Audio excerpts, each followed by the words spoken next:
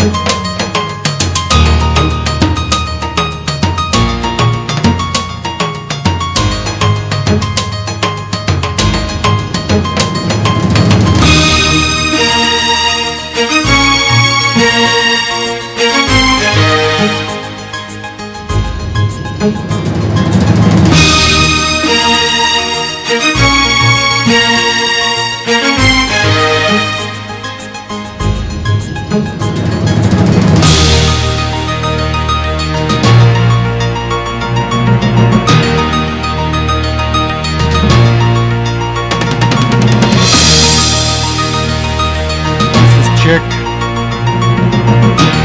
Mr. Fuhrer, Mr. Ridley Thomas, Mr. Savarni, would you please come to the council chamber?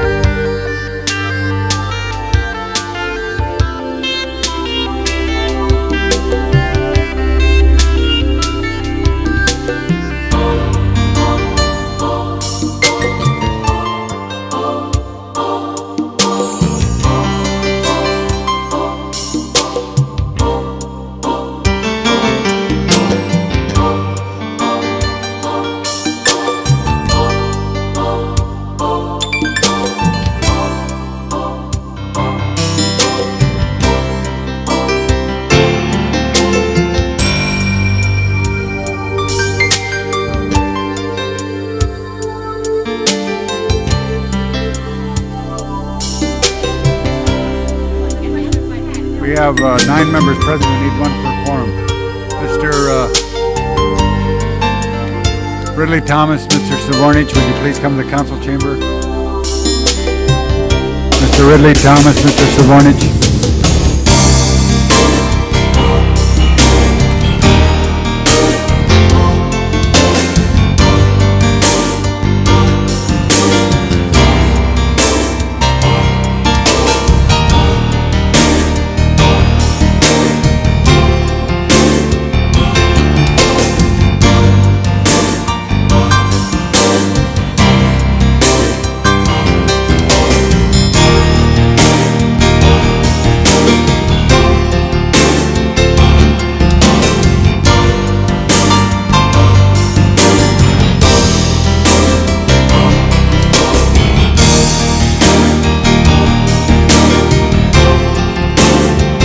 Call the roll. Burnson, Shakespeare, Galanter, Goldberg, Hernandez, Holden, Miskowski, Pacheco, Padilla, Ridley Thomas, Svornich, Wax, Walters, Ferraro, 10 members present and a quorum, Mr. President. Okay, the council will please come to order. This is a meeting of the City Council for the City of Los Angeles on the 15th day of September 1999. There are 15 council districts in the city. The regular meeting days are Tuesday, Wednesdays, and Fridays. We are currently being viewed with cable television on Channel 35, and we're also being monitored by council phone. The first order of business. Approval of the minutes. All right, Mr. Fuhr moves, Mr. Burnson seconds. There's no objections, unanimous vote. The next item, Commendatory resolutions for approval. there's no objections, unanimous vote. The next item, Before beginning the irregular agenda, you have several items to continue. Items 6 and 7, request to continue to Friday, September 17th. if there's no Actually- objections, I do have an objection. Those 2 items are on a timeline. yeah, I for know, but approval. That's we right. don't have 10 people in to have a quorum. Okay, There's 2 of us that are disqualified. okay. So 6 and 7 will be continued until Friday. Item number 10, there's a request to continue to Friday, September 17th. There's no objections, unanimous vote. Item 14, housing has requested the item be received and filed inasmuch as the property owner has corrected the REAP violations. If there's no objections, 14 will be received and filed. And item number 15, housing has requested that be continued to October 15th. There's no objections, unanimous vote. Also, item 27, Mr. Pacheco wants that continued until the 21st of September. If there's no objections, that will be the order. Okay, we do have Mr.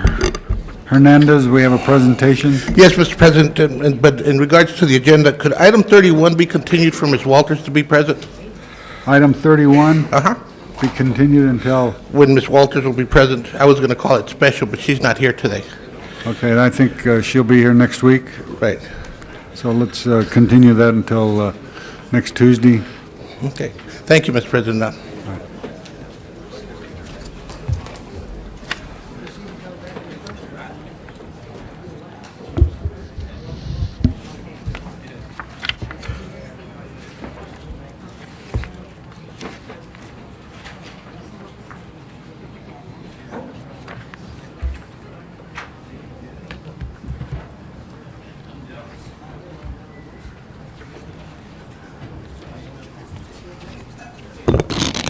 Mr. President, members of the council, it's my pleasure to stand here today and basically try and give some opening remarks as well as an understanding of why we're celebrating El Grito, the 15th of September, in the city of Los Angeles. That celebration is going to take place this evening on 1st and Main Street at 9 p.m. And what a lot of people don't know is the city of Los Angeles was founded 218 years ago. And since that time, the city of Los Angeles has had a strong presence of the Latino population. When you look at our city seal, the city seal basically displays not only the American flag, but the Spanish flag, as well as the Mexican flag and the California's flag, which has always been part of the city's great history. The first settlers of the city of Los Angeles consisted of 14 families, numbering 44 individuals. It's my understanding one of our most recent elected city council members, Nick Pacheco, just trekked that route, and he told me it was a grand total of 8 miles that they walked from San Gabriel to Los Angeles. And the ceremonies founding this city took place September 4th, 1781. At that time, Colonel Felipe de Neve was the governor of the Spanish province called Alta California. And officially, he used the name El Pueblo de la Reina de Los Angeles, or the town of the Queen of Los Angeles, as its name. The city of Los Angeles was incorporated April 4th, 1850. At that time, we had a population of 1,610 people, according to the U.S. Census. And the area of Los Angeles was known at about 28 square miles. We did not have graded streets. We had a sidewalk. We did not have the water system you see before you, the lights, nor a single public building of its own. The street lighting was so simple that owners of houses which faced streets were obligated to place a light at the door in front of their houses during the first 2 hours of darkness each night. So what clearly this states is that the city of LA's history is greater than El Grito when we talk about our history with Mexico. But the fact of the matter is that on the night of September 15th, 1810, when Father Miguel Hidalgo stood in the front of the Church of Dolores in Guanajuato, Mexico, and called for its townspeoples to rise in arms against the Spanish government, the Battle of Independence began the next morning. And 11 years later, Mexico became an independent nation. That is part of the history of California. No matter how we look at it, our reality is that cry for independence from Spain was also a cry for Alta California's independence from Spain, and a cry from Los Angeles, the city, our townspeople of the Angels, for independence from Spain. The President of Mexico rings that same bell rung by Father Hidalgo to commemorate El Grito de Los Angeles, the Dolores, El Grito de los Dolores, the independence battle cry. When that bell is being run in Mexico City, similarly, a symbolic bell that is part of our history and is here in this city is rung. Representatives from the President of Mexico are here in Los Angeles to reenact this historic ceremony. And that's what El Grito is about. I also wanted to share with you, I went back to the archives and I asked for a little information. And we basically started keeping track of elected officials like in 1822. Prior to that, again, being a province of Spain. And in 1825, for example, the alcalde was Jose Maria Avila. In 1824, Encarnacio Urquides. And in 1823, Manuel Gutierrez. Manuel Gutierrez was also alcalde in 1822. The reason I share that is because today, el nuevo alcalde, Riordan,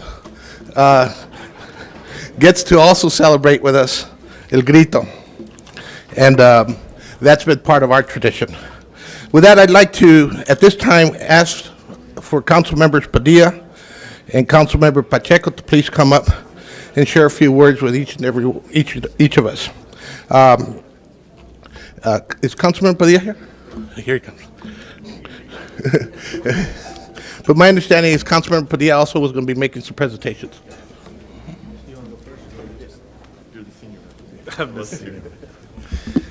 Council members, President of the Council, it is always an honor to represent Alvera Street and the community on the east side, because we know that the east side community is a strong base for the Mexican community and the rich culture and history that it provides the city.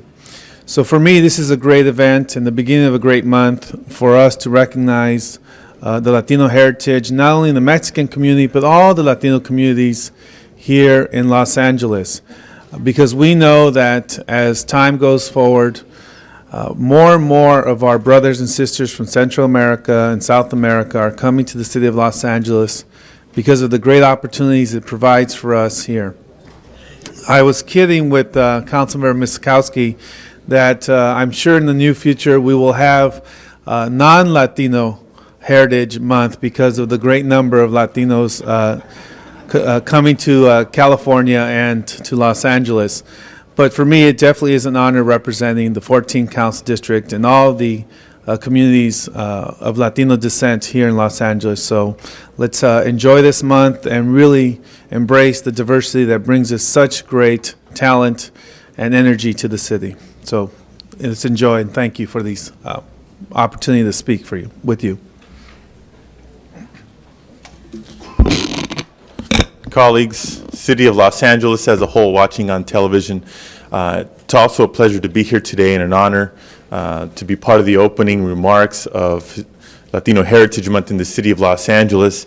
My colleagues have spoken to what a privilege it is for us to serve in this diverse community, not only our districts, but certainly the city as a whole.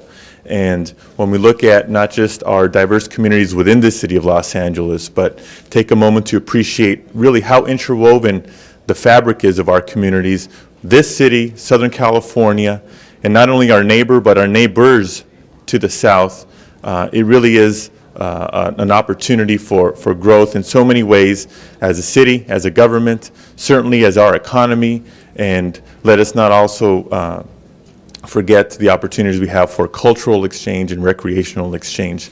I do have a couple of additional presentations to make. You know, so often we concentrate on September 15th and 16th being Mexican Independence Day. And it is, but it's also Independence Day for other countries, including El Salvador and Nicaragua. But I'd like to make three special presentations to leaders from the Salvadorian community here in Los Angeles. If they can please come forward and receive these certificates from the three council members, the three Latino council members. First of all, to the Central American Resource Center, Carecen. And I think Angela Zambrano's here today. There we go. Gracias. Thank you. And in a moment, I'll give them an opportunity to say just a couple of words. The Central American Independence Committee. Is there a representative here?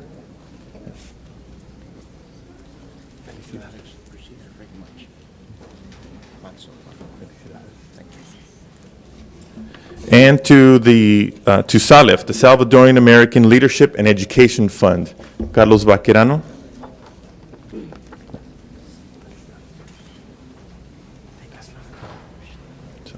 Thank you very much. And representing the mayor, and we want to make sure a few words were stated by the mayor's representative.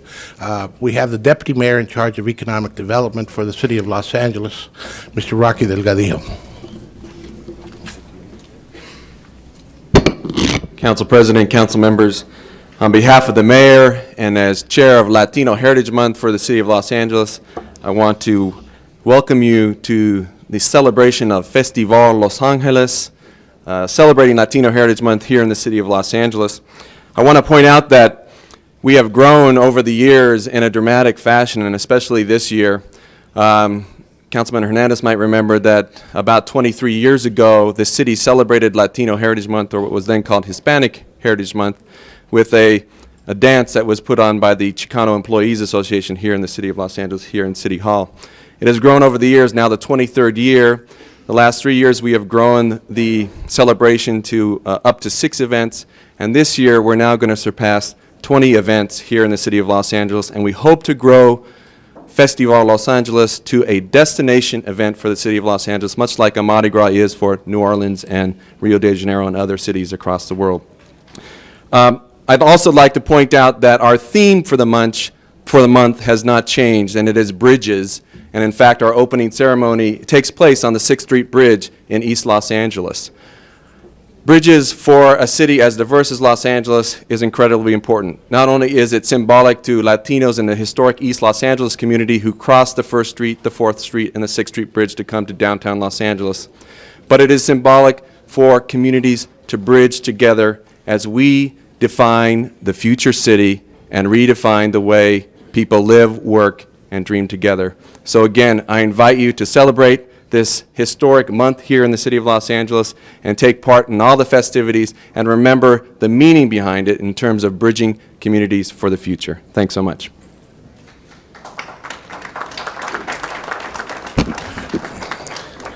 So hopefully there'll be a greater understanding why people will be yelling Viva Mexico, Viva los Estados Unidos, Viva California, y Viva Los Angeles. Okay? With that, members of the council, we'd like to kick off the month with a mariachi. This is the mariachi in English known as Mariachi 2000, but in Spanish, Mariachi 2000.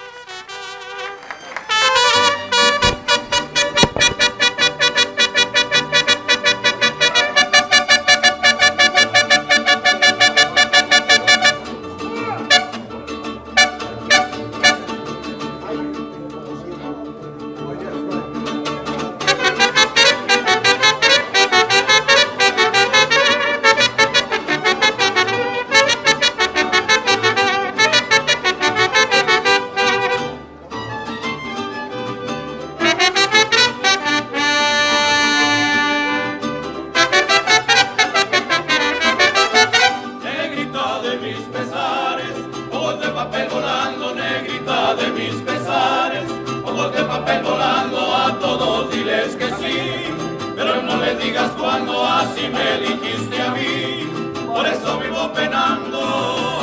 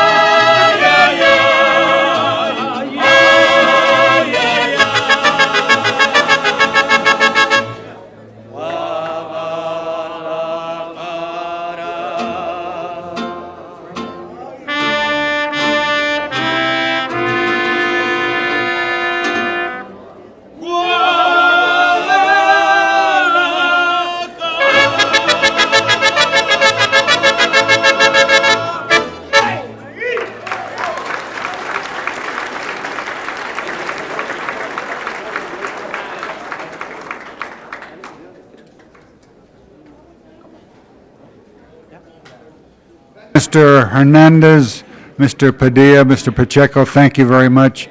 I'm just sorry that we can't have this music for another 20 or 30 minutes. It's my favorite. But we do have some city business, so we have to take care of that. Members of the council, we're going to take item number 9 out of order. It is a public hearing item. We have 2 people who want to be heard. We have Reverend Norman Johnson and Juan Marquez. Would they please take the center microphone?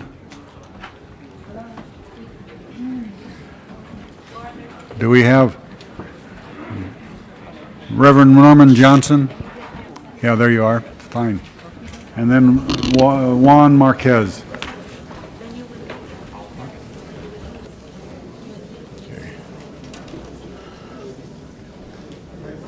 To the members of the City Council, I'm here this morning to encourage your support, your vote of the amendment to strengthen the worker retention ordinance that this council voted upon favorably in 1996. Over 130 religious leaders have signed what is known now as the David and Goliath Statement in support of USC food service and housing workers in their struggle for job security. I am one of the persons who signed, but I'm here this morning also because the issue came home to me in a very graphic way as one of the members of our church, a USC worker, went to work one day and was told she no longer had a job. She is a middle-aged woman who cares for her father, and without any notice, she was without a job. We believe today that this city council has the power, and we hope the will, to help protect workers for when employer flexibility means an economic straitjacket for the employees, then we think that something is amiss. It is our hope that you will strengthen the 1996 Worker Retention Ordinance, which was intended to protect the jobs of workers who are employed by the city or by employers who receive city subsidies or contracts with the city. I speak not only in behalf of myself as the pastor of a local congregation, but also in behalf of the Board of Directors of the Southern Christian Leadership Conference. And again, we encourage your support today of the amendments proposed to the council. Thank you. All right. We have Juan Marquez. We're only going to have 2 speakers on this side and one other. Yeah. Marquez. Sí. Muy buenos días a todos. Mi nombre es Juan Marquez. Trabajo para USC por 20 años. Soy padre de 2 niñas, una de 7 y la otra de 4 años. Le voy a traducir. Okay, I'm going to translate. Good morning. My name is Juan Marquez. I've worked at USC for the last 20 years. I am a father with 2 little girls. Recientemente mi esposa, ella se tuvo que hacer una operación de emergencia. De no ser por los beneficios que teníamos ahí en esta compañía, nosotros nos hubiéramos visto muy afectados en el aspecto de que con el salario que yo gano me hubiese sido imposible pagar esa operación. Por lo tanto, por eso es que nosotros hemos estado en continua lucha y en continuo movimiento para que siempre USC nos dé esos beneficios. Recently, my wife had to have a very serious operation, and I make a pretty low salary at USC, $8.50 an hour, and without the benefits that I had there, I would not have been able to afford that operation. And that's one of the reasons, the fear of losing these benefits, that has really kept us and my coworkers in constant struggle and movement and to get USC to agree to these basic security. Me ha tocado trabajar muy duro por la razón de que yo soy cabeza de hogar. De no ser por mí, ¿qué pasaría de mí si yo pierdo el trabajo un día y lo demás, qué sería de ellos? Y perdería yo mi casa, perdería yo todo, ¿me entiende? A la vez a la educación de mis hijos, que si yo trabajo para USC, al menos ellos tienen esa oportunidad de poder estudiar el día de mañana en esta universidad. I work very hard, and I'm the head of my family. And so I think all the time, what would happen if I lost this job or if my job got contracted out? My house, I would lose my house. The idea, now I have the idea that I have a future for my children, education at USC. What would happen if I lost that? De mi parte, quiero que sean muy conscientes en la votación y les daremos las gracias todos los trabajadores de USC, porque todos nos veríamos afectados. En lo que es de mi parte, les doy las gracias y por todo el apoyo que nos han estado dando todas las personas, tanto la prensa como los religiosos, y luego esperamos aquí en el concejal también de aquí de la ciudad que nos dé un apoyo para poder tener esos beneficios. Muchas gracias. On behalf of all of the workers at USC, I'd like to give you a very strong thank you for all of your support, and also want to thank all of the members of the press, the religious leaders who have continuously been supporting, and hope that you'll continue to support us today.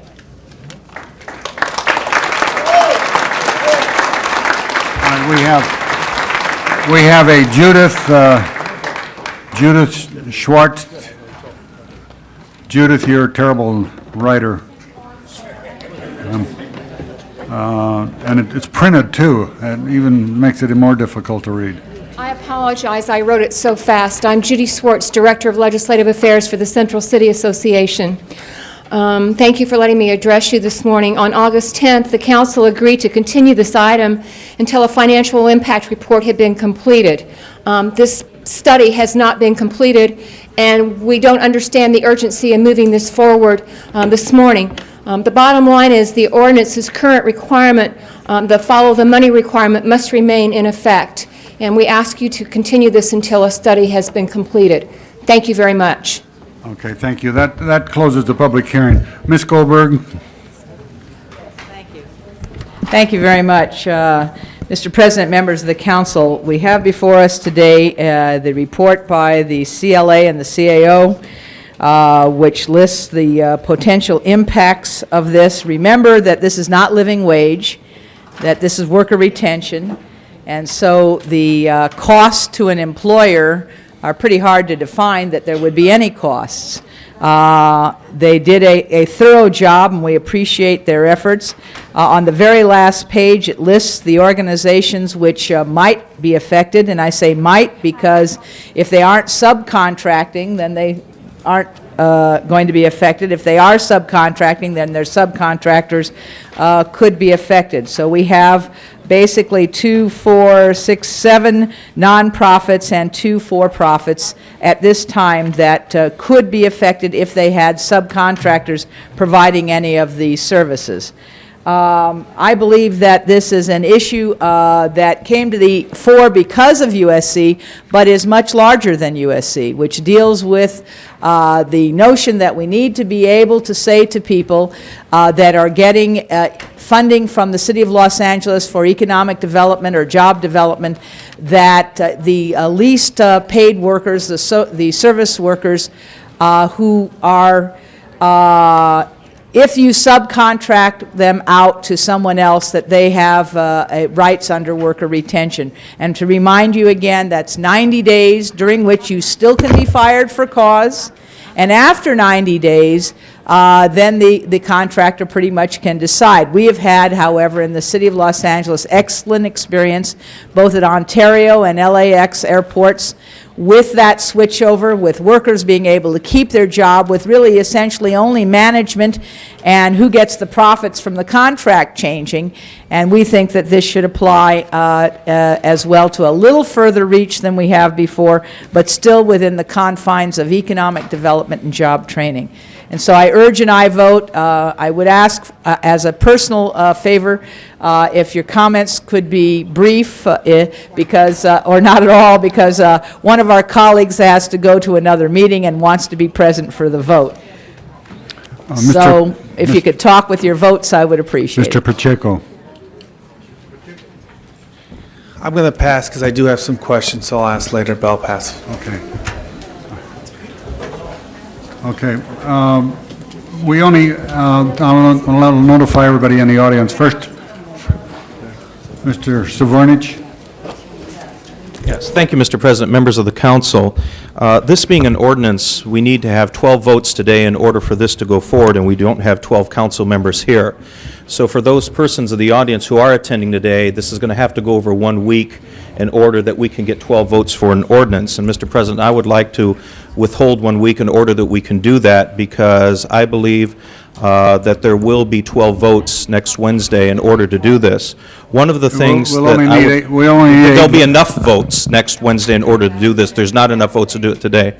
Question that I do have, Mr. President, is that I had asked the CLA and the CLA and the CAO for a draft report, which I just received this morning, in regards to what the ramifications would be in regards to this ordinance citywide. And do we have the CLA and the CAO here? Because I'd just like to ask a couple of questions. If you could hold my time until they get into place, Mr. President.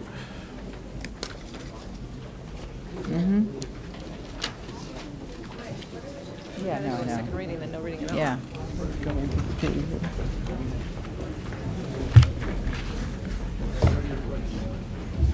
Thank you, Mr. President. To either the CLA or the CAO, the questions that I do have is that currently, right now, what we have before us, is this going to apply to persons or entities contracting, and Jackie, jump in also if you'd like. Does this pertain to persons or entities contracting with the City of Los Angeles that have contracts over what dollar amount? Over 100,000. Okay. Does that also mean purchase orders with the city or just contracts? This is a service worker. Service Service contractors. worker retention only. Got it, got it. So how many companies do we believe this will affect in order, in Last addition to the page. one at hand? The I last think- page of the yeah, report. Councilmember Goldberg had summarized that in the beginning. At the last page of the report, we do have a summary in terms of the nonprofits and the for-profits that would be affected. And that's a total of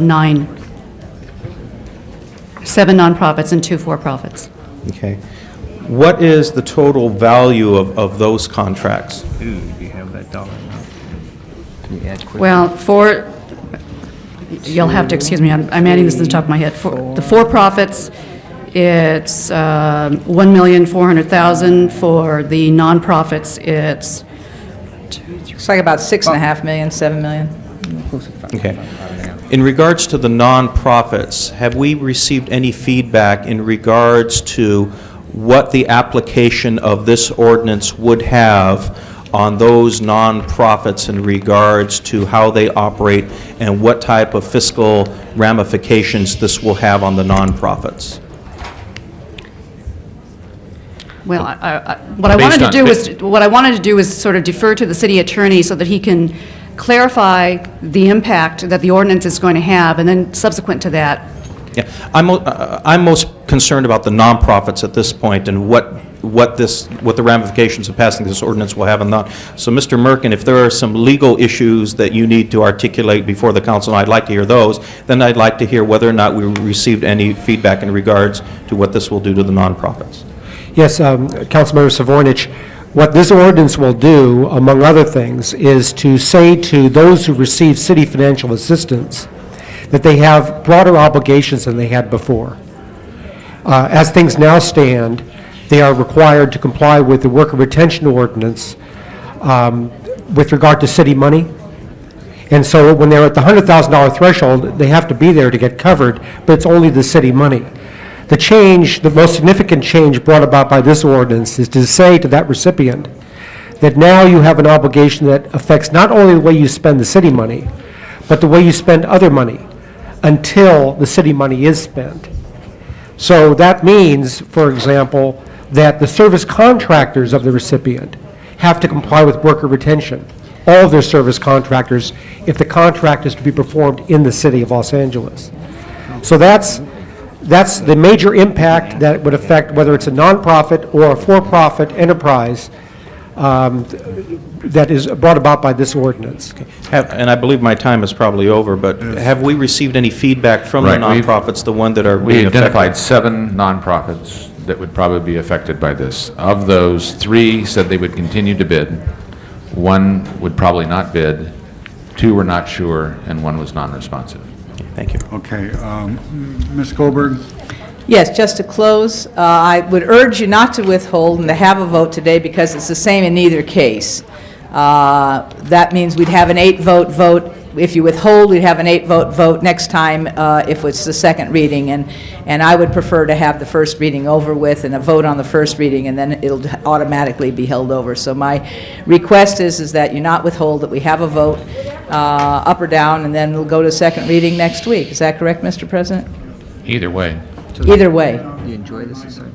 All those in the audience that to pass an ordinance on the first reading, it must be unanimous with at least 12 members present. We do not have 12 today, so there was no possibility that the ordinance could be effective, approved today. So with that, we have the matter before us. Ask for an aye vote. Prepare the roll. Tabulate the vote. 11 ayes. Thank you very much. Now be held over. That goes over 1 week.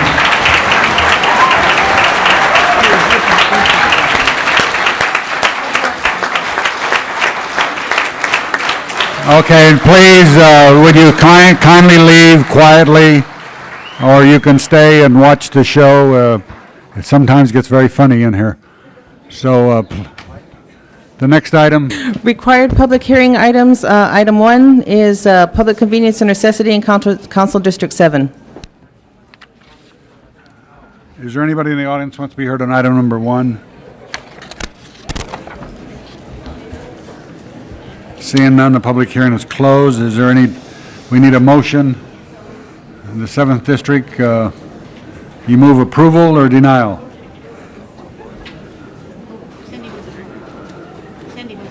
Mrs. Ms. Sikowski, do you lose your voice? I move approval of the findings. Okay. Prepare the roll on the motion to approve. Tabulate the vote. 11 ayes. That is approved. Next item. Item number 2 is also a public hearing item. It's street assessment. Anybody in the audience want to be heard on item number 2? You seeing none, the public hearing is closed. Any discussion on this?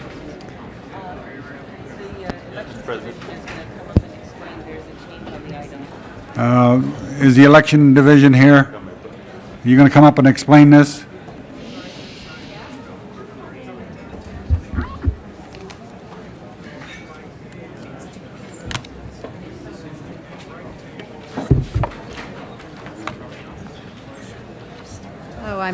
I'm Christine Heffron with the City Clerk's Office Election Division, and we conducted the tally of the votes on this measure, and we have submitted a revised vote tally on this because the public hearing being held today, or being closed today, we had additional ballots that were received and changed the outcome of the election from majority protest to not a majority protest. So the election actually, results changed to 55% yes on this item. In other words, a majority approved. A majority approved, yes. All right. Mr. Padilla? Thank you, Mr. President. Yes, I wanted to speak to get clarification on the update in terms of the vote count, and also move to adopt 2A and ask for continuance on the ordinance itself until next Tuesday. Thank you. You want to continue till next Tuesday? Move adoption of 2A as opposed to item 2, and continue the adoption of the ordinance for until next Tuesday. Okay. All right, you heard the motion by Mr. Padilla. Prepare the roll, tabulate the vote. 11 ayes. That is approved. Next item. Item number 3 is a confirmation of Barker Coruscant to a previously exempted civil service position. Yeah, Mrs. Coruscant, where, is she here? He. Oh, he. Yeah. All right, Mr. Hernandez. Mr. Hernandez moves the recommendation. Any discussion? If not, which one is, I am. Baca and Parker. Okay, prepare the roll, tabulate the vote. 11 eyes. That is approved forthwith on that. Thank you very Thank you much. for serving the city. Thank you. Next item, Items for which public hearings have been held, items 4, 5, and 8. 4, 5, and 8. Any specials there? 8 has 4 reports. Okay, we'll call 8 special and prepare the roll on 4 and 5. These are ordinances that will go over 1 week. Tabulate the vote. 11 eyes. I think Mr. Bernson's left, so there's only 10, so those ordinances will go over 1 week. Item number 8.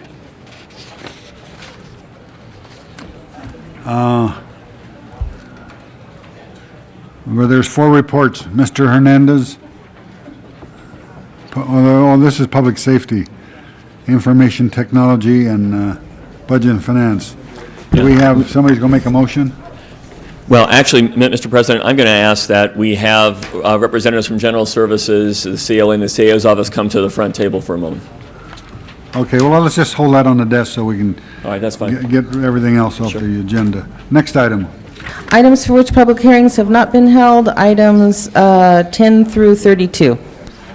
10, we've continued. Anybody want to be heard on any of those items? Seeing none, we have no cards. The public hearing's closed. Now we have any specials by council members?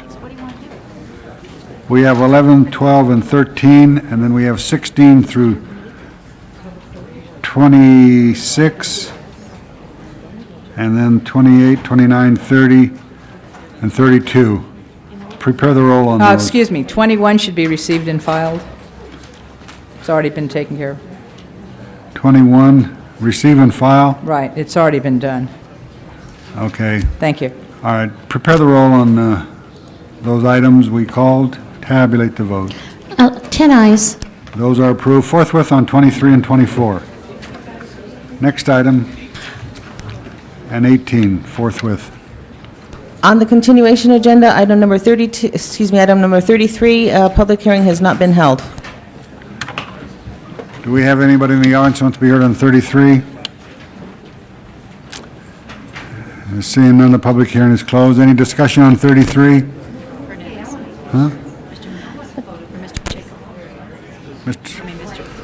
Mr. Padilla? So, you got to push your buttons, though I know you want to be heard. I had pushed mine, Mr. President. Okay. Oh, you have now you have the floor, Mr. Hernandez. Mr. President, members of the council, again, I rise in support of the motion that's before us. I want to commend Councilmember Padilla for working hard to try and make sure that the youth of his district are being serviced. One of the things I am requesting at this time that we separate the first item, the first therefore, for purposes of the vote from the second therefore and the third therefore. I think it's important that citywide we get an assessment of where we have these youth training centers and where we've been able to receive grant monies and where are areas that we might want to create a greater focus in making sure they create that. And I think that the second therefore is requesting that from the department. Also, I wanted to let members know that the current application, because of the timeframes before us, should not be impacted by this motion. And that's why I'm asking that the first therefore be separated. From my perspective, the youth of the city are a tremendous asset. And there's been no question in my mind that our educational system has talked more about those who are going to college than those who do not go to college. And we have a tremendous amount of groundwork to do throughout this entire city. The 7th Councilmanic District is in a stage where a lot of prevention, a lot of intervention can go on to basically make a change in the quality of life for young people as well as the families in that district, and there's no reason why there is not a focus for that to happen. And I need the department to give us assurances that that will be one thing we'll be working on together in this immediate block grant application to try and see how we can create the infrastructure, the capital improvement purchases of a structure that will allow for that kind of training to go on with a long-term commitment for us to work it. At the same time, We want to be able to focus on youth throughout the city. And those centers that are being opened because of Department of Labor grants have to continue to do their work in such a way that we demonstrate to the federal government that it's a system that works, and we continue to apply for funding so that we can do it throughout the city. Los Angeles, unlike any other city, is a city of 423 square miles with 3.5 million people. And in the design of the empowerment zone application, we clearly proved that we could have 5 applications throughout the city with populations of 200,000 plus that qualified under the poverty levels required by the federal government. But they only granted us 1. And again, the Pacoima area is part of that zone, and we want to focus on trying to provide them the same services that are being provided in other areas of the city. So with that, Mr. President, I just ask that we separate the question in terms of the first therefore, so that the current application, if that is not voted on today, the current application can continue. And the second 2 therefores, it's extremely important that the department work with us in reporting back to us. All right, Mr. Padilla. Thank you, Mr. President. Colleagues, you know how I feel about this. There's been some questions and concerns raised in terms of the need. There's been some questions and concerns raised in terms of the competitiveness of the city's application for these funds. I respect my colleague, Councilman Hernandez's comments and his commitment to helping me serve the 7th District, but I don't want Pacoima to lose out in this grant application process. Items 2 and 3 of my motion are necessary, and I'm glad those are going forward, but item 1, I still support. I believe Pacoima deserves to be part of this grant application. I would vote down any motions that would service my area otherwise. And I ask for your support in including Pacoima. When it was incorporated in the empowerment zone years ago, it was incorporated for a reason. And I believe the federal government recognizes that, and I don't believe the City of Los Angeles application would be jeopardized in any way, and I ask for your support. Mr. Savornich. Yes, thank you, Mr. President, members of the council. I would like to commend both council members Hernandez and Padilla for articulating the position so very well in regards to the ramifications of this Youth Opportunities Grant. I would like to second Mr. Hernandez's motion in regards to moving this process forward, and I would like to commend my colleague, Mr. Padilla, in regards to identifying resources very quickly in his tenure in order to help some of the unaddressed need in the 7th Councilmanic District.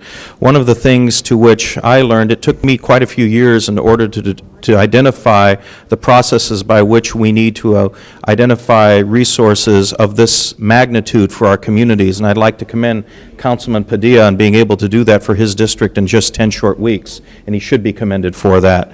Mr. President, members of the council, this application provides an opportunity for areas of our city that heretofore have not seen the type of resources as that has been mentioned in this grant to be allocated to areas in most need. The CED committee carefully looked at the recommendation. The Community Development Department carefully assisted in that process in order that the strongest application go forward in a very competitive nature. One of the problems that we have is that we will be one of many communities, one of many cities across the nation that will be competing for these youth opportunity grants. And so I would like to, again, second the motion of my colleague, Mr. Hernandez, and allow this process to go forward. Mr. Hernandez.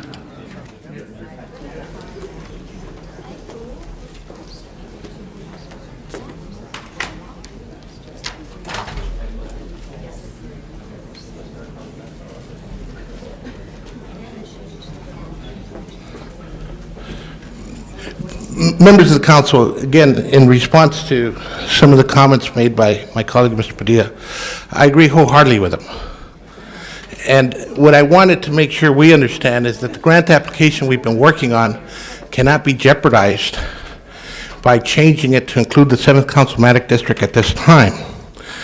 And I want to explain part of the reasons why. That application, the grant itself was designated for the Kulik grant that already exists within the boundaries of the city. And we are stretching that application by expanding the Kulik grant to include the east side. And our application is very competitive because of the poverty rates that those two communities represent. Once we expand it to a third area, that poverty rate drops, and our application is less competitive at the federal level. At the same time, I'm in full agreement that there are other areas of the city that we must work on in developing these centers. And I am proposing that the 7th Councilmanic District be the next one, and that we make a commitment in our block grant allocation that's coming before us to work on that infrastructure and provide the capital monies to start developing the center. The department has agreed to do that. And so what's happening here in the 7th Councilmanic District, it's not going through the application process, but rather we have control over our resources with a block grant to work on that kind of center. I want to give that clarity because I understand why Mr. Padilla has to vote the way he has to vote. But I also need us to know as a council that we're looking at a citywide program. And I'm making a commitment to Mr. Padilla to work with him in regards to the development of that center. The department has made that commitment, and we need to make sure as a council that we fulfill that commitment. I just want to be some clarity because we are running out of time for this application process to move on. We have Mr. Hernandez's motion before us. Prepare the roll. Well, that's what the motion. Huh? We're voting on sending number 1 to committee, is that right? And 2 and 3 we're passing? Yes. 1 to committee and 2 or 3 we're passing. Right. All right. That's what we're voting on. All right, prepare the roll, tabulate the vote. 8 ayes, 2 noes. That is approved. Okay. Next item. Thank you, Mr. President. Item number 8. Okay, Mrs. Chick, you want to be heard on item number 8? Yes. Put Mrs. Chick first. It's her committee. Colleagues, can you hear me? Put Mrs. Chick first. What you have before you are 3 different committee report, well, actually 2 committee reports in sync, Public Safety and ITGS, and a differing report from Budget and Finance Committee. I am urging all of you to vote for the ITGS Public Safety reports with the recommendation from the CAO that we do not allocate the funds at this point for general services, but direct them to hire the positions out of their existing budget and report at interim budget time in terms of how you're doing with your existing budget. This report and the recommended actions come to you from a motion introduced by our colleague, Mr. Zavornich. And what we are talking about here is finally taking out from the basement and the dust metal detectors that were purchased by the city, I think 5 years ago, and have never been put to use. Were purchased with a very good idea in mind, and that is that unfortunately, and even more so as each day seems to go by, that government and public agencies and their meeting places, along with churches and schools and hospitals, are targets of violence by disturbed and criminal elements in our society and in our city.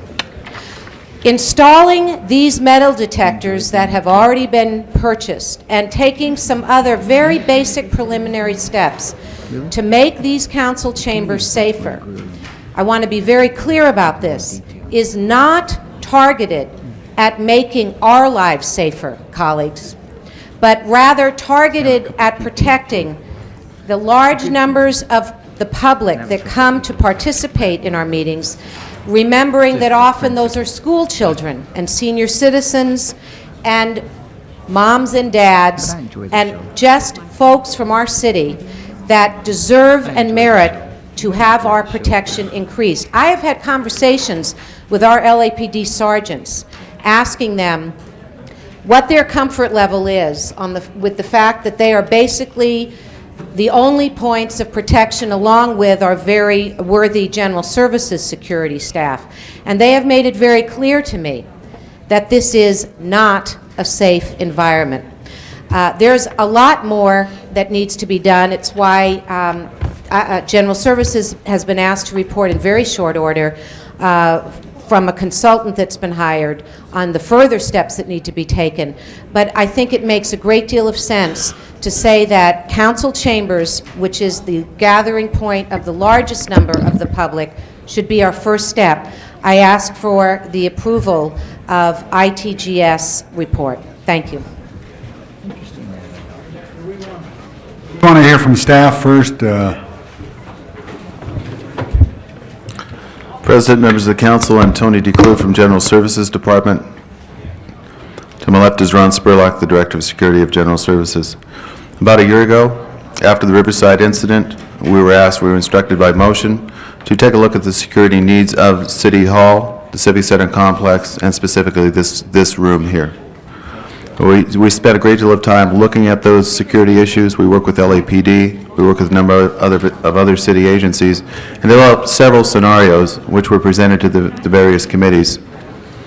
The one scenario which we think is most important is to improve security in this facility, in this room, for the very reason stated by Councilwoman Chick. That is, this is a target, and this is, by comparison of many other areas of this building, has a limited amount of security. The mayor's office, city attorney's office, many of your offices have locked doors, have security individuals in there. This facility does not have an adequate level of access control, and that's the point at which we looked at. The issue of metal detectors was discussed 4 or 5 years ago. We were asked to purchase the metal detectors. The final decision to install those metal detectors when we were at Old City Hall was never forthcoming. We felt that this was the time to, again, bring up this issue, reinstate this issue, and recommend that we do implement areas of access control in this facility. We've hired a number of consultants over the years, we the city, and in each time we hire those consultants, the same issue comes up. The council chambers, the City Hall doesn't have adequate access control. And so we feel that we should take this small step at this time to improve those services. What we're looking at here again is installation of the metal detectors, installation of a card key system in the rear, and a limited number of staffing to staff those metal detectors.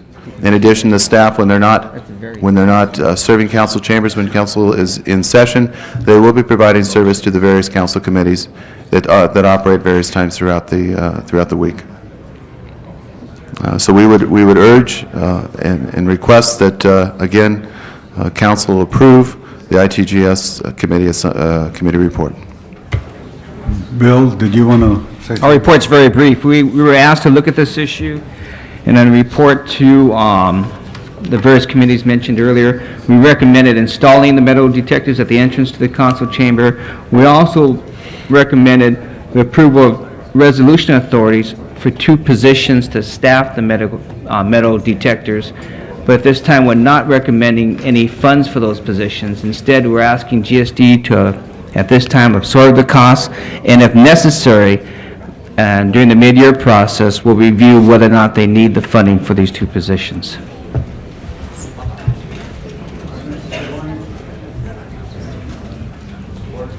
Mr. Savarnich?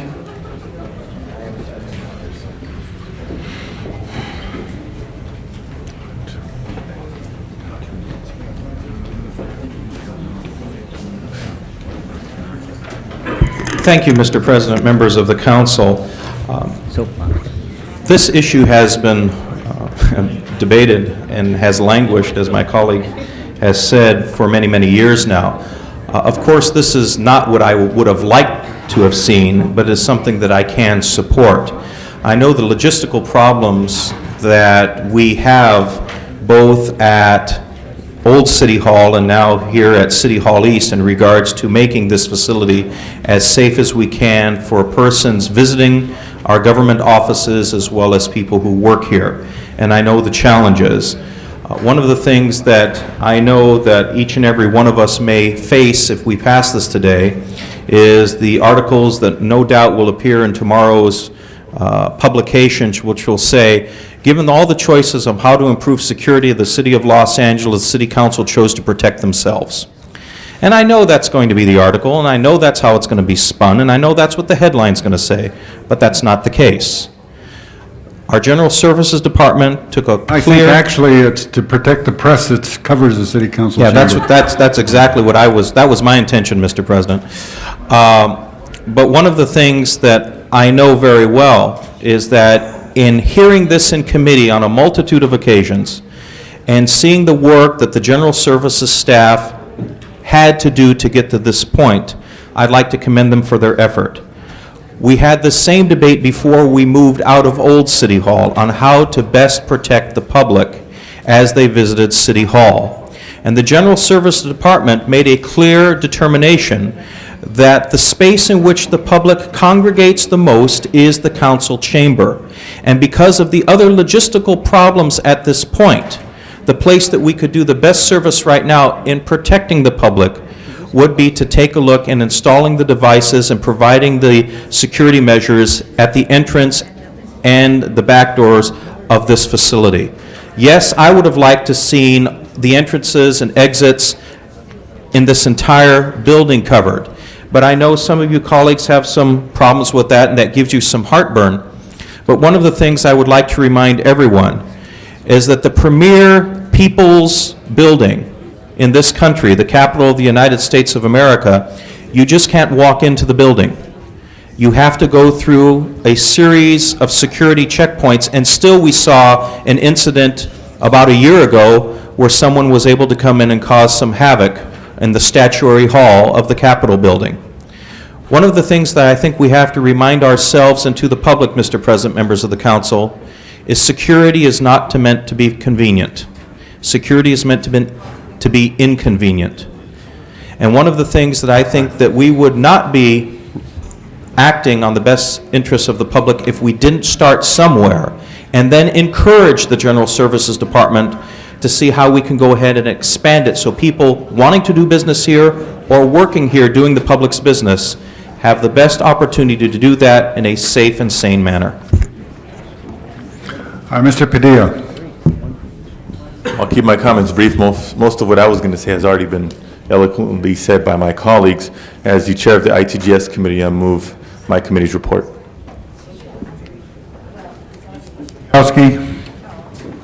Thank you, Mr. President.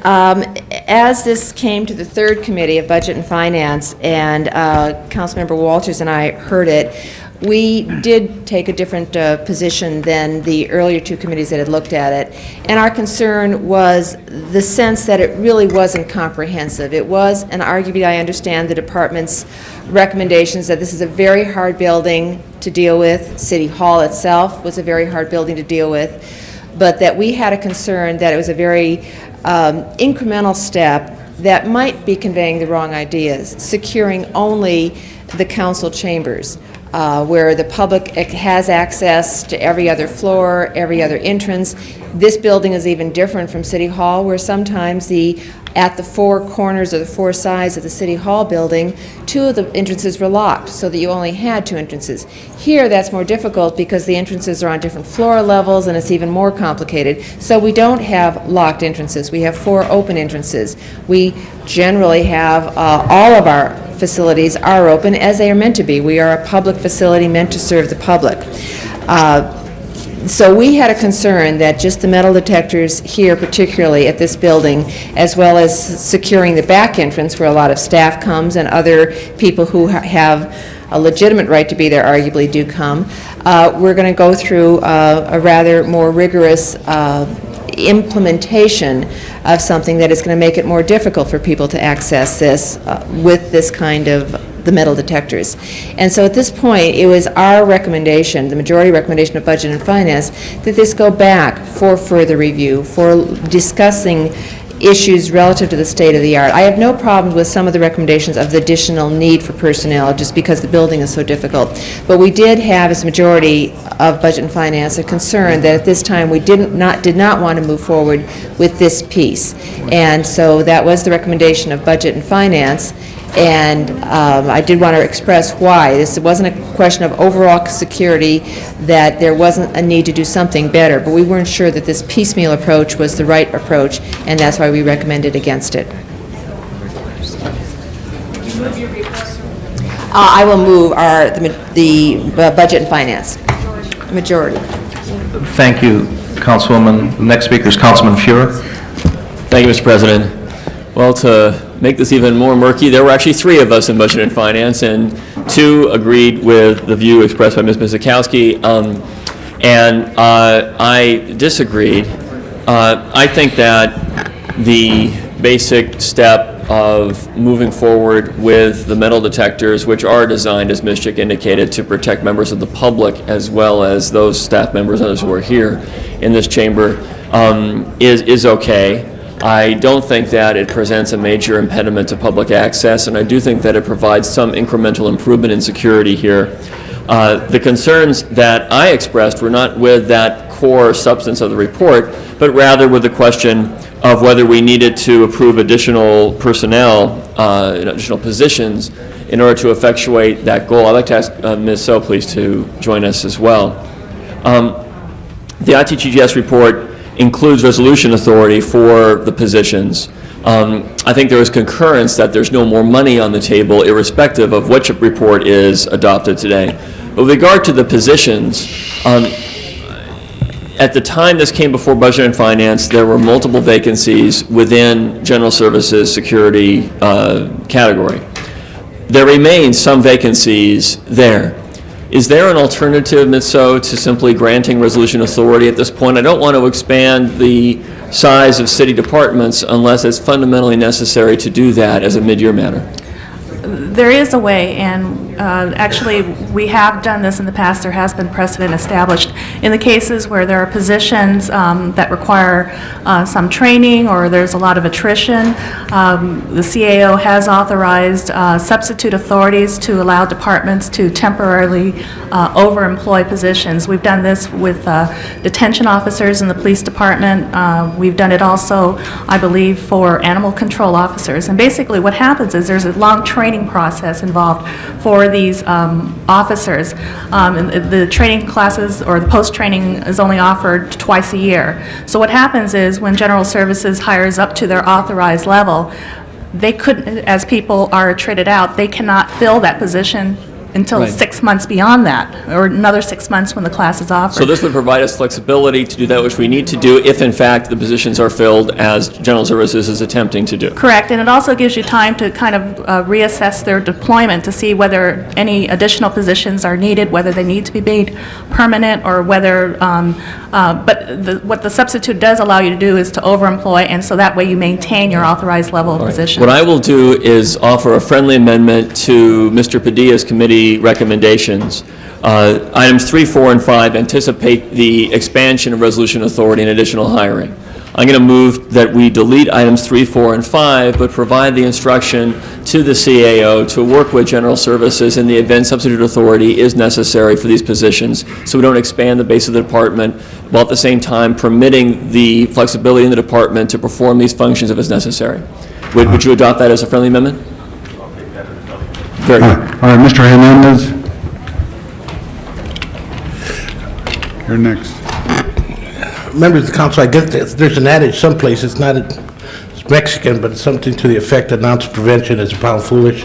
I wanted to kind of bring that up because I'm watching us go through this process, and you know, I introduced a motion dealing with the banning of ammunition, and it's excited some people out there to the point that they write me letters, and those letters use all kinds of different ways of describing me. And I wonder, these are the people who want to have guns and bullets. And people look at our actions quite differently sometimes.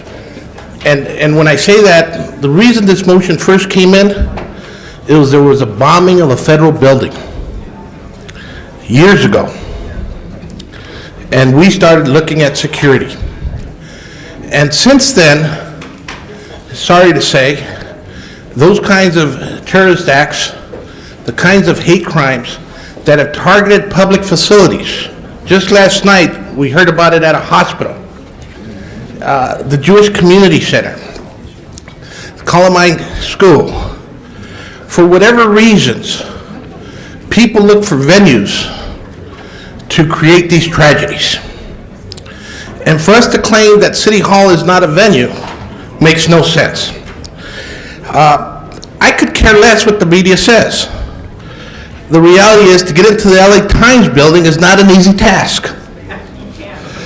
And they have a security guard, and you have to sign in. The reality is, when you look at Parker Center right across the street, it's not an easy task. When you go to a court building, it's not an easy task. And I'm sorry that that's the state of affairs today, but not everybody is sane in our society. And this is a venue. And we are public officials who are taking actions who want to be accessible to the public. I told my staff this morning, if this was about my security, my reality is I got news for you. I live in the neighborhood. And at any time, something could happen to me. And I don't expect to be shielded. It's part of my life. But what I do expect is not to make this a target for someone who wants to make a statement, and for them to use the kind of violence that comes with guns. And that's why these metal detectors are important. I think that the statement we need to be making is that this is not the kind of venue that we want to see that kind of tragedy happen to. The Riverside City Council tragedy is real. These things have happened during the time we've been trying to make this decision. And that's why any action in that direction, I believe, is a positive. And yes, we do need a comprehensive approach. And yes, we want to make sure we're accessible to the public. I'm just saying that not doing anything allows that ATF officer to walk into my office with a box and ask me, what kinds of security do you have here? I just walked into the fire department with the same box to explain to them that anybody can walk in and put devices in any department in the city. Thank you. Mr. Ridley Thomas. Mr. President, we've discussed this issue for an extended amount of time, not just today. Considerable due diligence has been done, analyses have been brought forward. The Security Needs Assessment Project program has been fully executed well over a year ago. The General Services Department has done its job in making recommendations, and we have scaled those recommendations down consistent with the policies that we think ought to be promulgated. I think it is now time for us to move forward. And I rise simply to say the Public Safety as well as the Information Technology and General Services Committee reports as amended seem to me to be the order of the day, and I would hope that we would unanimously adopt them as amended. Ms. Goldberg? Well, I don't think it's going to be unanimous. You know, We had one unanimous vote. hey, and I appreciate that. You know I do. But I think security is an interesting issue, and I think it's very difficult to really do anything that's meaningful. And what we're going to end up doing if we don't do something that's really meaningful is we're going to take the large crowd of people who are here today, and it'll take them about 45 minutes to get into this room, at least. At least. I was at the County Hall of Administration yesterday, and there were 11 people in line. It took me 21 minutes to get inside with 11 people in line. And there were 2 security officers at the gate. But it still took that much time to get in because, people, it goes off, they have to empty their pockets. And by the time you were done, you had the decided feeling that nobody really wanted you in that building. Now, I know that's not what the county supervisors believe, but that's the feeling you had. And that's the feeling we're going to give the public when they come down here, if they have to go through all of that to come into the building, is that basically we don't really want them in here. We're going to make it just as difficult as possible. That's not our intention. Our intention is to protect them, and I don't disagree with that intention. I'm talking about what, however, is the impression that people who come down here are going to be left with. I don't think there's a way to defend ourselves with just using the devices that are mentioned here, and I'm going to vote against it for that reason. I don't think that it will do what it's intended to do, and the unintended consequences will be that people will feel less connected and more alienated from us, and I'm not interested in having that happen, and that's my opinion, and that's how I'm going to vote. Mr. Vornich? Mr. President, there is an amending motion on the floor to delete items 3, 4, and 5, I believe, from the report, and I'd like to hear from staff on what that does in their opinion. From a policy perspective, we believe that the council is serious about improving security here, that the staff should be provided. On a technical basis, I think we're drawing the distinction between a resolution authority and substitute authority, both of which are temporary authorities which will end in June 30th. And so as long as there's a commitment to go forward and to provide the positions, and if need be in the future to look at the funding, we're certainly going to move forward with this issue, as it's been stated. Okay, so omitting items 3, 4, and 5 from the committee report, in your opinion, does not hamper what the committee report generally wants to accomplish? Yes, in light of the instruction to have the CAO work with us to authorize substitute authority and look at the salary issue if it comes up later in the year. Okay. Okay, we have Mr. Fuhr's motion before us. No, Mr. Padilla's motion. Okay. All right, Mr. Padilla's motion as amended by, all right, prepare the roll. Tabulate the vote. 8 ayes, 2 noes. That is approved.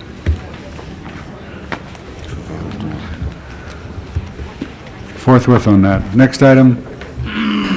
You have special one before you. The findings need to be made about the need to act. All right, Ms. Weingart on the findings on the special one. Ms. Mizikowski is going to make those findings. Ms. Mizikowski? Mr. President, there have been recent reports which create some startling impressions about the fire department and its ability and willingness to protect certain properties in our community. And although the committee will look in the longer range issues, I thought it was important to have the fire chief today come and present to us this issue to let the community know, particularly the community in areas that may be affected, what the fire department policy is and to reinforce that. And so I would like to ask Chief Bimatri to come forward. The need to act arose as a consequence of these reports that are out there and concerns that we are hearing from constituents about the fire department's ability and willingness to protect public property in the city and private property. Okay, then we better vote on the findings. Prepare the roll. Tabulate the vote. 10 ayes. All right, Chief? Thank you, President Ferraro. Chief Nemi is passing out the key to the maps. It's called the Pre-Attack Map Guide, and I think we're working with the audiovisual people to try to get the map up on the overhead so that we can refer to that as we talk. As a kind of a introduction to that, as they're getting the map up, this situation arose.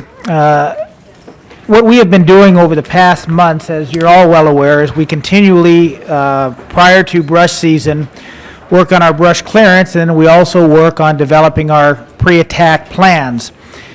This past year, we have something that has a greater detail. It's called our wildland operational plans. Every battalion chief, every division chief has a green binder like this, which has a map of every brush area in the city.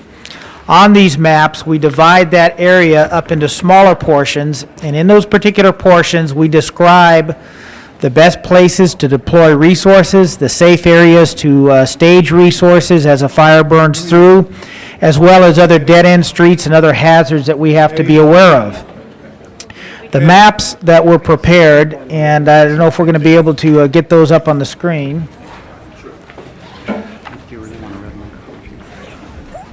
Why don't we go ahead, John, if you've got the map, we'll just film it on the camera rather than, I don't think we're going to get up in time on the digital here. If we can just hold it up in front of the camera so that I can talk to the map as we go. They're doing that.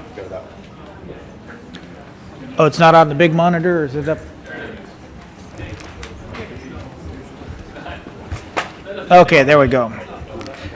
Okay, so it's up on the screens now. As you can see, we take an area. In this particular case, this is West LA Fire Station 19 districts, and we divide them up into smaller areas where we would send a strike team or a number of strike teams, 5 engines into that area.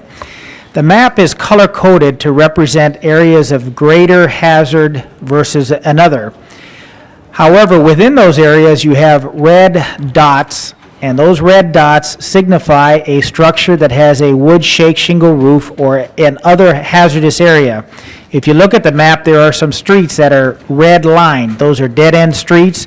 At the bottom of the structure there, you can see to the left is a Will Rogers State Park, which is listed as a red area because it has one access in and out.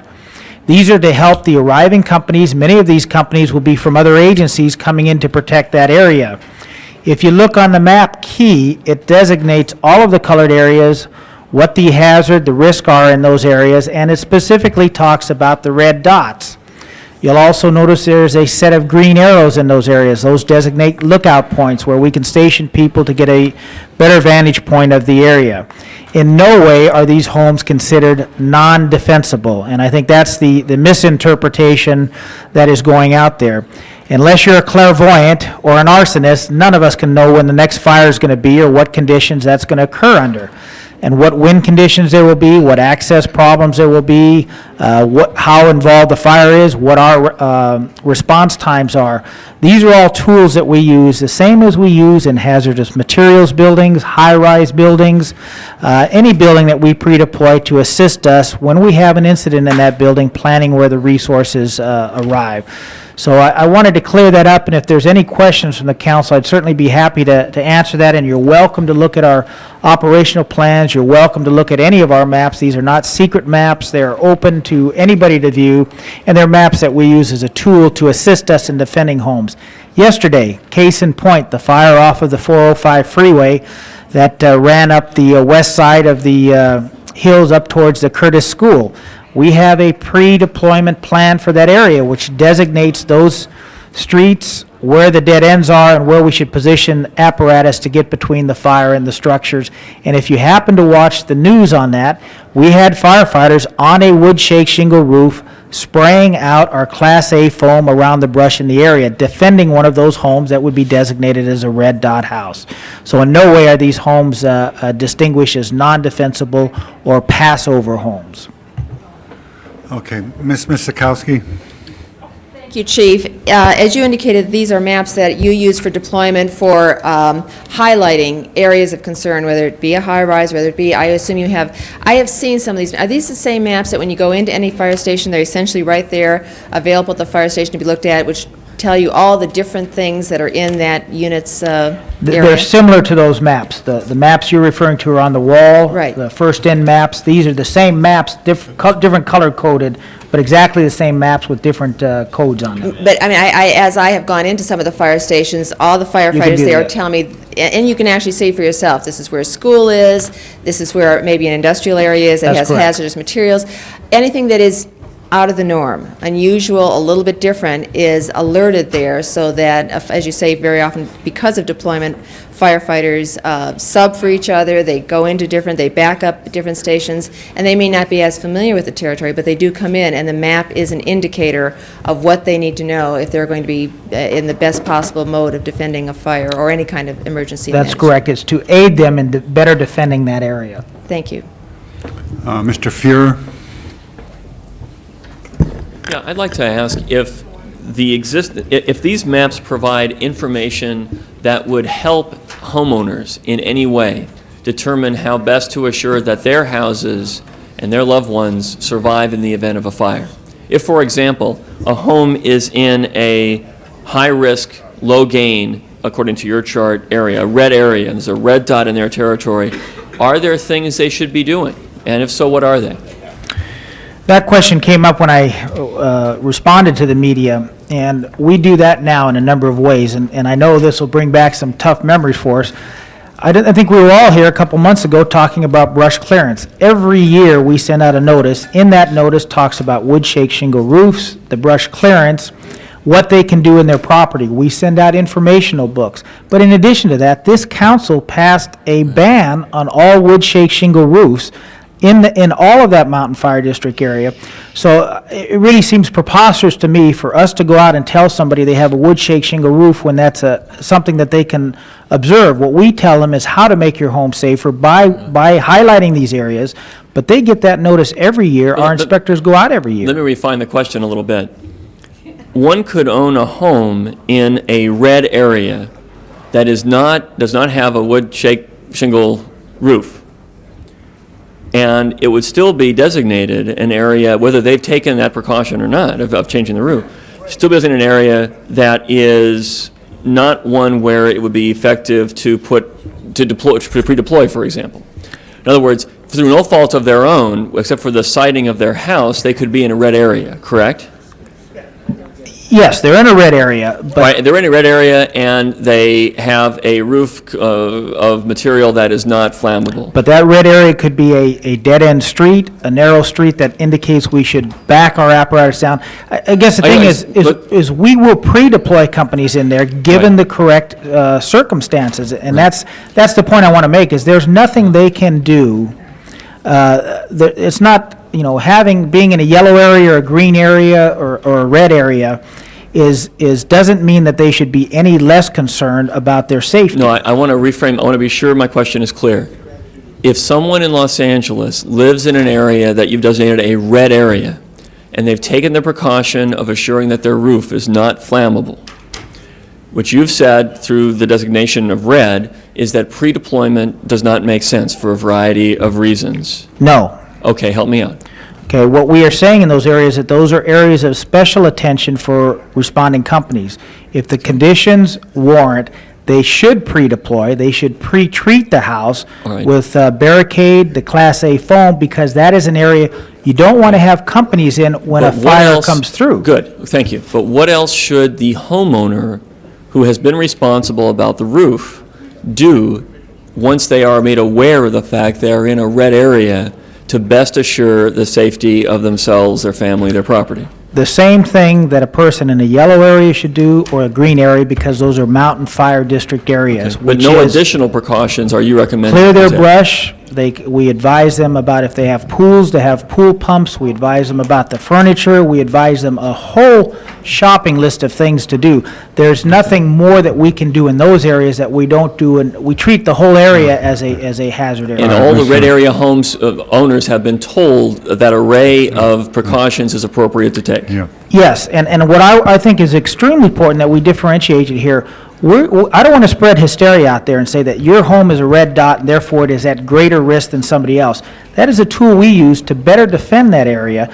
And again, we're not giving preference over one house over another, but it assists us in saying that that area, that house, may be the identical house in a tract as another home, but because it is at the end of a canyon, overhangs a canyon, because it's at the end of a road, it's a number of feet away from the nearest hydrant, it all creates a condition that we need to be aware of, given dynamic weather, fire conditions that we can't predict now. So we can't say we won't be able to go in or we will be able to go in. We have to make that determination on scene. Okay. Mrs. Chick? Okay. Wow. Ms. Sikowski. Thank you, Mr. President. I would like to thank the chief for bringing this in and bringing this to our attention. And I would like to indicate to the members of the council that, particularly following up on Mr. Fury's question, and that is what can be done no matter where you are in a hillside area, the array of things that an individual can do, not only on his or her own home, but also in the other areas with other materials that can be used in terms of planting, that kind of both information and ability to publicly disseminate that by way of an education program is appropriate, and that we will be bringing that up in Public Safety Committee. I think a motion was brought in yesterday, so we will use that as an opportunity to particularly fine-tune and pinpoint and give that information, make it available, but make it not secret. Make it as much available to everybody for their own neighborhoods, for their own communities, for their own property as possible. So I appreciate that and look forward to seeing more discussion of this in public safety. Well, I think it's really important that we do take this opportunity to acknowledge the work that the council and your fire department has done. This is exactly what we do in the brush clearance, and I know you take a lot of criticism when we send out our brush notices, but it's that responsible approach. We've had 2 fires in these past 3 weeks that have been tremendous potential for property loss that got very little media coverage. The 250-acre fire we had out in La Tuna Canyon with approximately 700 resources on scene. Homes were threatened, no homes were damaged. And yesterday, a very, very graphic fire that we brought to bear, the 2 super scoopers, the heavy lift helicopter, as well as our 4 water dropping helicopters.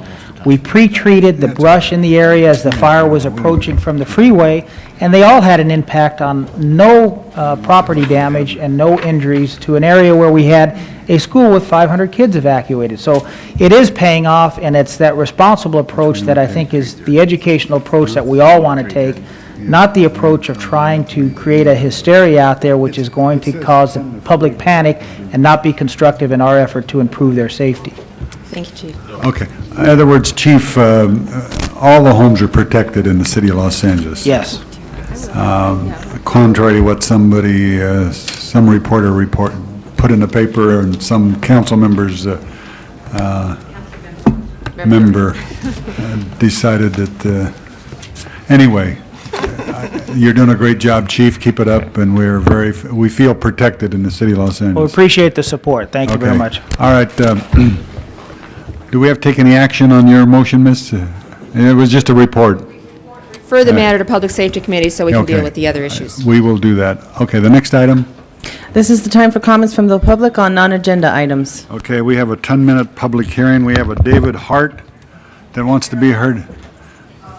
I've been a citizen of Los Angeles ever since I got out of the U.S. Navy in '76, and a lot of the companies, especially Media One, have showed no respect to the patrons in the area.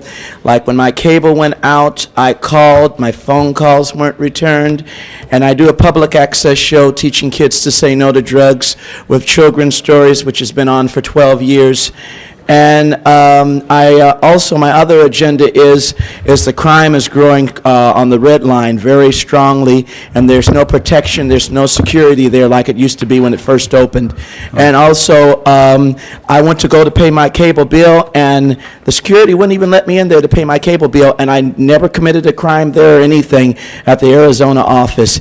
And many times I would write to Jackie Goldsberg's office about my concerns, and I would never hear back or get a return letter or a phone call, and I voted for her to get in office, and it hurts me when I called there and Larry, one of her employees, hung up in my face. And also they refused to get a public bathroom for the Afro-American public access producers in South Central, and blacks have faced discrimination all their life, and I feel that that should be addressed. Thank you very much. Burrell Ussery. Burrell Ussery. You can step down, Mr. Peter Baxter.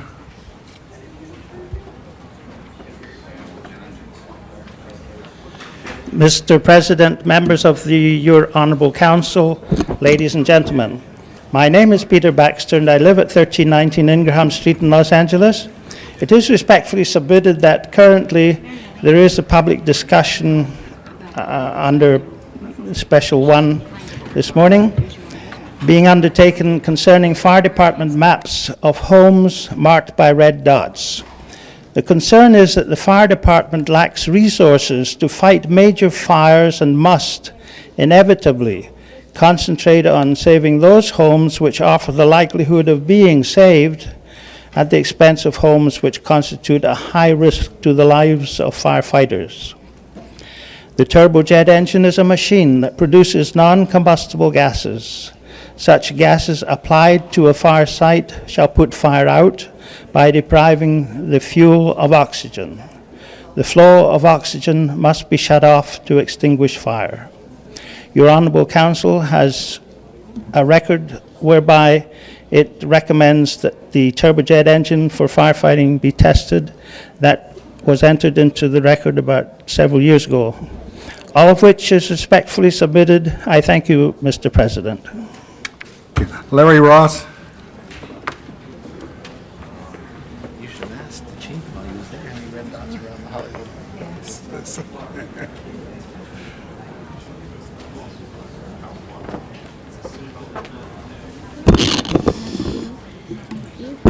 My name is Larry Ross.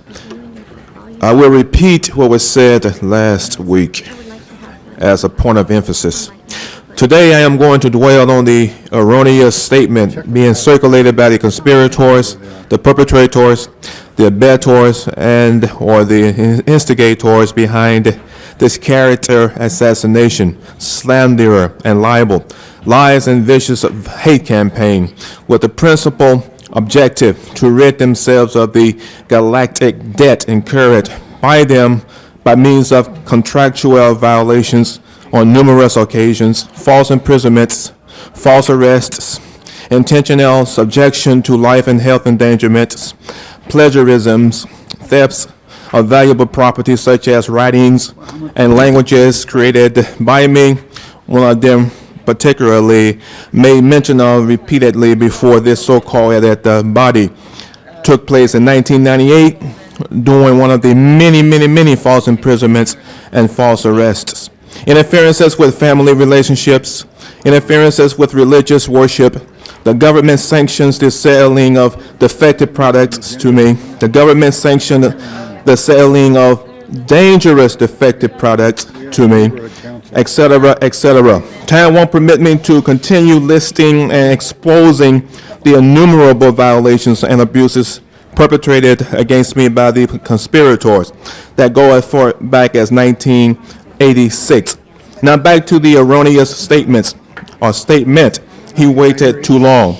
Once the issues raised have been given the adequate, the appropriate, and the desired attention that such matters call for by the proper governmental departments whose very function is to investigate such wrongdoings, but they haven't done it.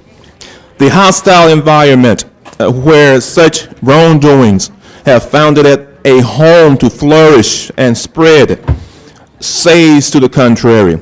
It says that as long as the courts, the law enforcement agencies, and the government at large and in general continue to allow such violations and abuses to go unchallenged in blatant defiance of the federal Constitution and statutes, the state's Constitution and laws or statutes, and the legally constituted legitimate city and county ordinances, then it hasn't been too long. That's my view, and I would like to hear yours. Therefore, what is yours? Thank you. Thank you. That's all the cards we have, so the public comment period is closed. The next item, Motions for posting and referral. if there's no objection, unanimous vote. You have an excuse on the desk. Councilmember Walters requested to be excused October 19th to leave at 11:30. City business meets council policy. Unanimous vote. That clears the desk. Okay, do we have anything else before the council? Any adjourning motions? If not, the council is adjourned.